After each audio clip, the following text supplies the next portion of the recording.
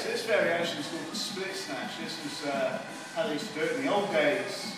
Okay, it's exactly the same get set position. So the butt is back, the bar's quite close to the body. Some will say shins against the bar. I'm just slightly away from it with my levers. And I'm going to pull hard and high, just like with the power snatch. This time I'm going to split, forward and up. Catch it in the same position, recover. Front foot, back foot, stand up. On the leg, set yourself, pull hard and high, catch, and up you go. To the front,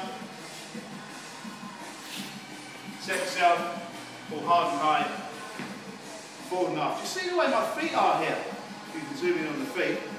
Okay, I've got my front foot is pointed slightly in. That gives me more stability. I can hold that there, or say, challenging work, I can hold it there for a while, and then recover.